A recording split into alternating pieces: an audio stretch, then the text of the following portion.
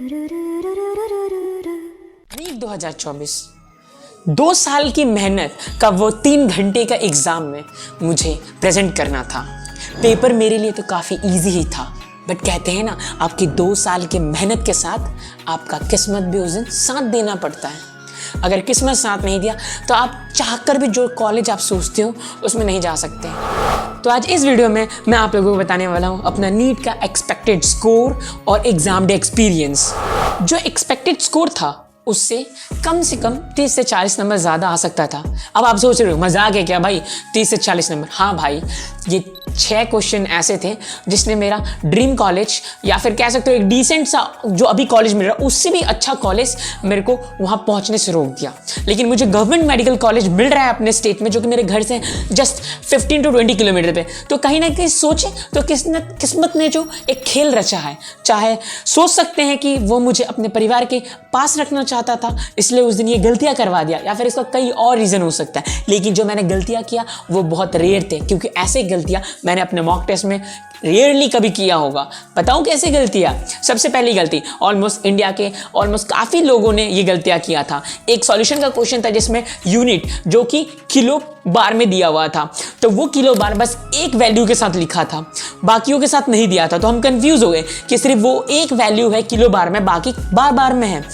तो हमने उसके अकॉर्डिंग गलत ऑर्डर बना दिया, लेकिन वो ऑल ऑफ द वैल्यूज के लिए था और इतना सोचने का समय नहीं था। तो इसके कारण ये गलती थी, ये कॉन्सेप्ट की गलती नहीं थी, ये उस दिन की लापरवाही की गलती थी। एक और लापरवाही की गलती जो मैंने कभी अपने कोचिंग में नहीं किया, और मैं एक बार तो अपने दोस्त के ऊपर हंसा भी था कि तूने स्लोप में माइनस का साइन कैसे छोड़ दिया। और वही गलती मैं कर बैठा एग्जामिनेशन हॉल में, क्योंकि मैंने, अगर आपको स्क्रीन पर दिख रहा होगा तो मैंने पेपर पे लिखा भी था, पहले इक्वेशन लिखा और उसके बाद माइनस का साइन भी लगा, लेकिन मैं जब प्रोपोर्शनलिटी लिख रहा था तो वहां पर माइनस का साइन छूट गया और लिखते ही मैंने वो प्रोपोर्शनलिटी के अकॉर्डिंग स्लोप पॉजिटिव बना दिया। थोड़ा सा सोचता तो वो सही हो जाता और थोड़ा सा रिवाइज करने का स्ट्रैटेजी रखता अपने पेपर में तो कहीं और ज्यादा स्कोर हो सकता था।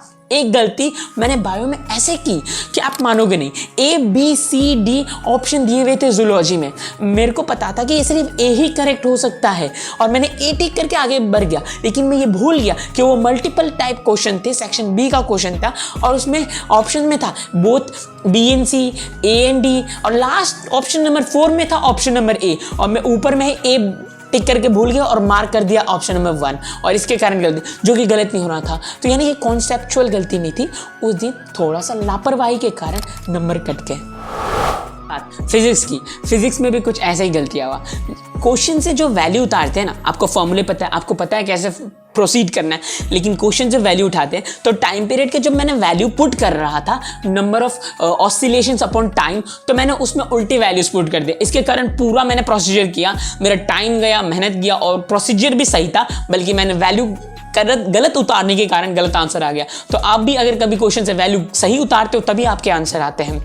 और फिजिक्स में एक तो क्वेश्चन ऐसा था जो कि OMR गलत कर बैठा। तो ऐसे क्वेश्चन के कारण, मतलब मैं क्या ही बोलूँ, OMR गलत, आप अगर प्रैक्टिस कर रहे हो तो OMR गलत ना करने की प्रैक्टिस करना, क्योंकि यही एक ऐसा चीज़ है जो आपको रिग्रेट दिलाएगा। क्योंकि 2 ही केस है, या तो आपने पढ़ा है तो आपके नंबर आएंगे, या तो आपने पढ़ा है लेकिन आप अपने लापरवाही से गलती करते हो तो आपको उधर रिग्रेट फील होता है। अगर आपने पढ़ा ही नहीं है तो रिग्रेट फील करने की कोई बात नहीं है ना। फिर रिग्रेट तो उन्हें ही होते हैं जिन्होंने मेहनत किया है और थोड़े से अपने लापरवाही की वजह से नंबर कट गया। तो टोटल मैं स्कोर बताना चाहूँगा। मेरे फिजिक्स में एक्सपेक्टेड स्कोर है, मैंने 7 मिस्टेक्स किए हैं फिजिक्स में, और मेरा एक्सपेक्टेड स्कोर है 145 आउट ऑफ 180।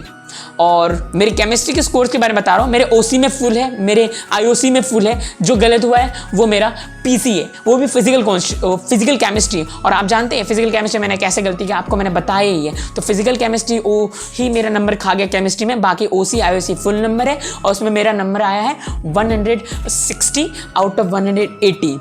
तो रही बात बायोलॉजी की, तो बॉटनी जो कि एक लेंदी पेपर था, उसमें इतने बड़े बड़े स्टेटमेंट थे और मैंने जो गलतियाँ किया वो भी क्या ही बोल सकते हैं, मैंने ऐसे गलतियाँ किया जो लोगों ने सही किया होगा और जिनका गलत हुआ होगा, जो थोड़ा सा ट्रिकी क्वेश्चन थे वो मेरे सही थे, मतलब उल्टा चला उस दिन मेरे साथ। तो मेरे बॉटनी में 3 सवाल गलत हो गए और मेरे स्कोर थे अराउंड 165, और मेरे जूलॉजी में बस 1 सवाल गलत हुआ, जो कि मैंने बताया था आपको मल्टीपल चॉइस क्वेश्चन वाला, वो ब्लड ग्रुप वाला क्वेश्चन था जिसका मैंने देखा नहीं था। ऑप्शन नंबर 4 में ऑप्शन नंबर ए का दे रखा था और मैं ए टिक करके आगे बढ़ गया। तो ओवरऑल सम करें तो बायो में मेरे बन रहे 340 आउट ऑफ 360, केमिस्ट्री में बन रहे मेरे 160 आउट ऑफ 180, और फिजिक्स में बन रहे 145 आउट ऑफ 180। तो सम करेंगे इसको तो मेरा स्कोर बनता है 645 आउट ऑफ 720, और ये स्कोर 680 690 तक जा सकता था अगर मैं वो गलती नहीं करता, क्योंकि कॉन्सेप्चुअल एरर नहीं था।